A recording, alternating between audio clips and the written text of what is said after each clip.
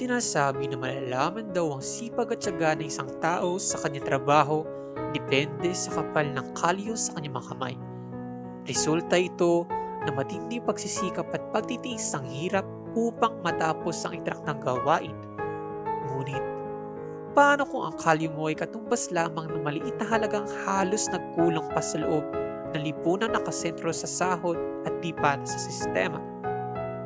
Kung ang kalyo nga ay simbolo ng sipag, tiyaga at pakikipagbuno, sino-sino nga ba ang meron nito?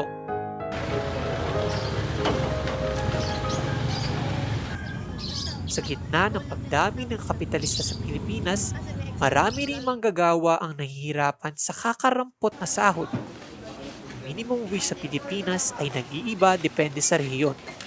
Ngunit sa kabila ng iba't ibang halaga, iisang bagay ang malinaw. Hindi sapat ang sahod na ito para sa pang-araw-araw na pangangailangan ng isang pamilya.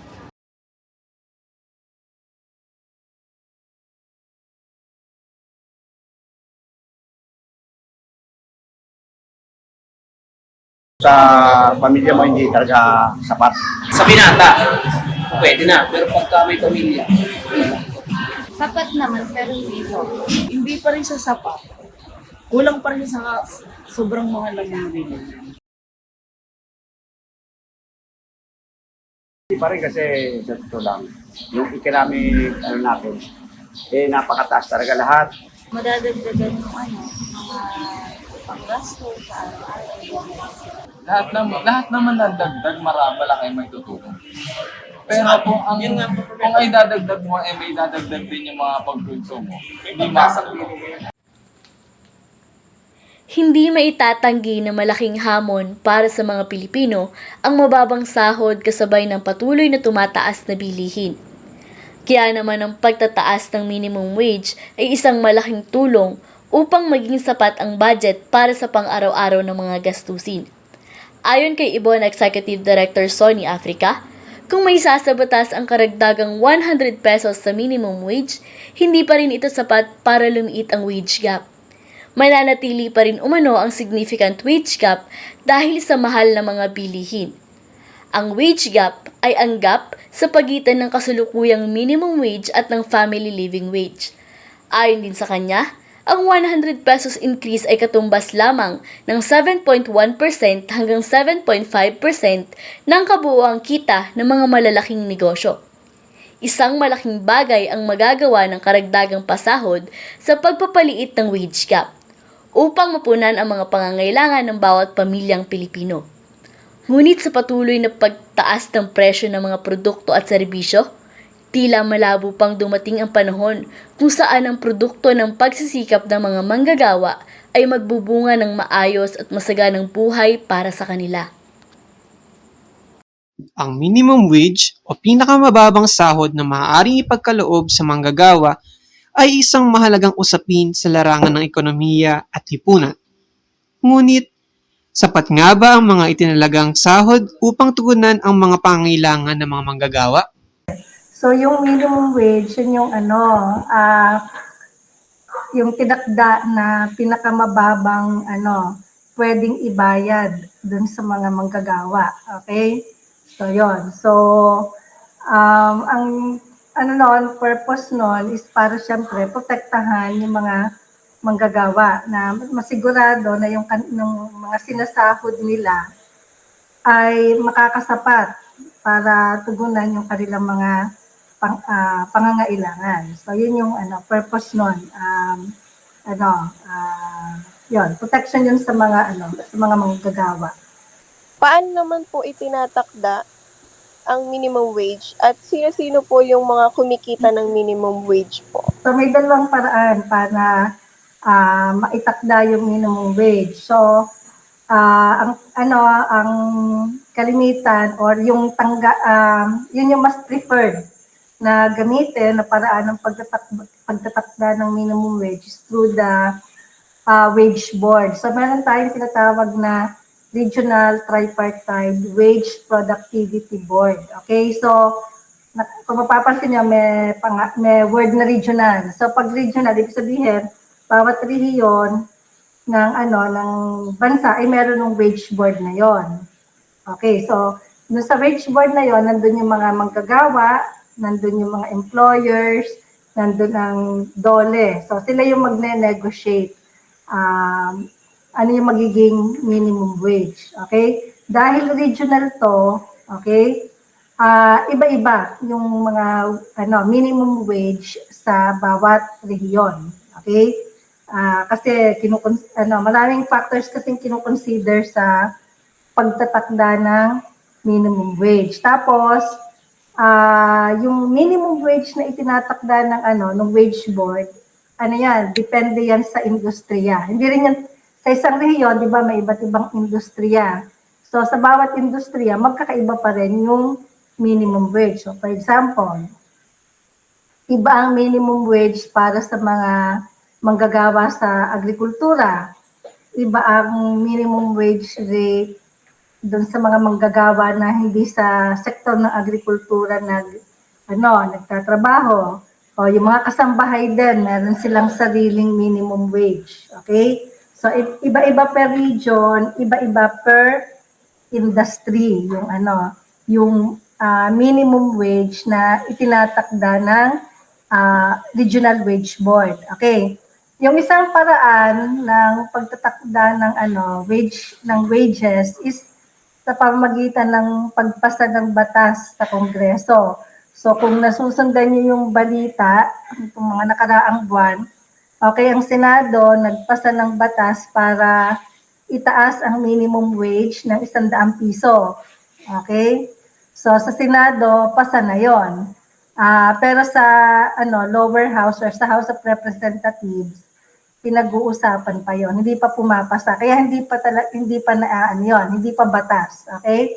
So between the two methods, syempre mas gusto ng karamihan, okay, ay yung mag-uusap through the wage board. Kasi syempre sila yung nakakaalam ng kanilang pangangailangan at kapasidad ng mga employer kung kaya nilang bayaran yung minimum wage na hinihingi.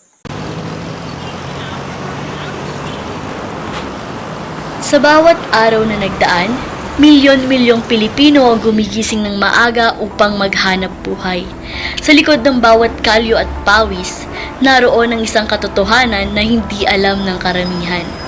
Ang sahod na kanilang kinikita ay hindi sapat. Sa kabila ng kanilang pagsusumikap, marami sa kanila ay nananatiling kapos sa pang-araw-araw na pangangailangan.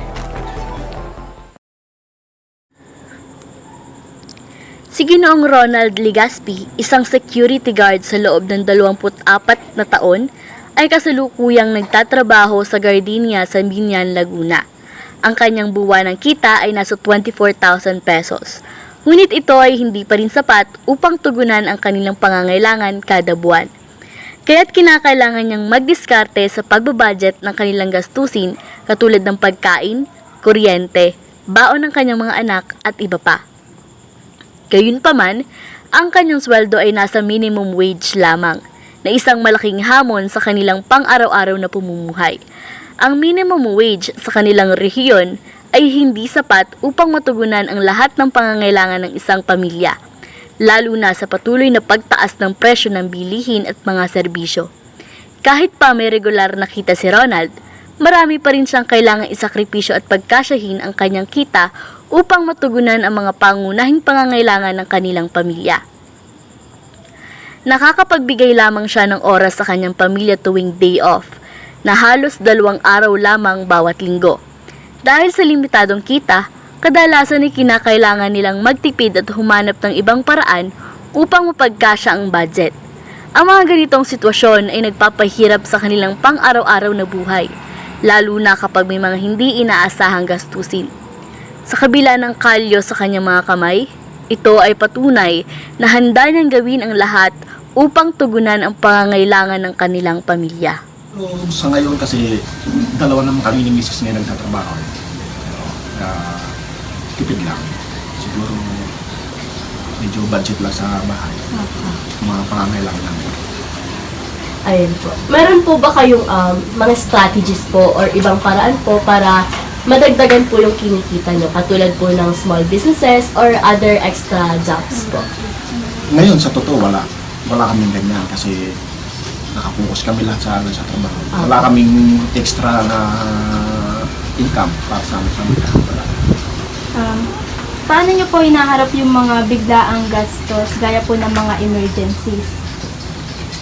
Emergency, siguro, kung meron kaming kagaya ng emergency, siguro may malalapitan kami sa mga kapatid namin o ikang kamag-anak. Ganun siguro, para makakasurvive lang din pagdating sa emergency kung gano'n. Meron po ba kayong natatanggap na tulong or suporta po dun sa government po or sa other institution? Yun, yung tinatanggap ng asawa ko yung sa purpose, nakakatanggap naman sila.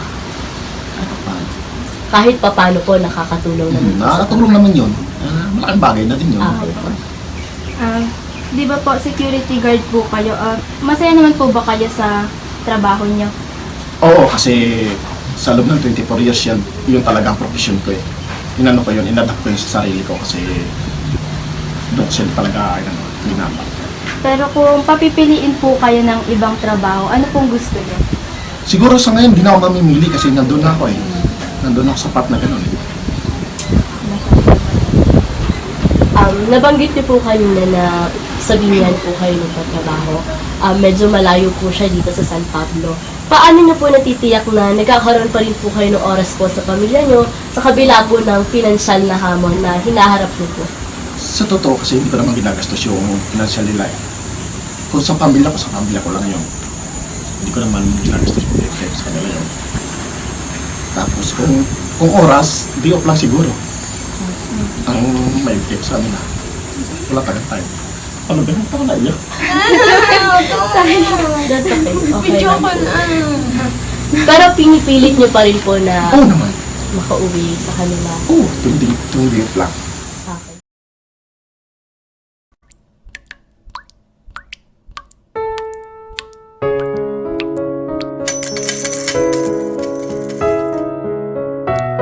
Sa bawat industriyang bumubuhay sa ating ekonomiya, ang mga manggagawa ang siyang naging gulugod nito.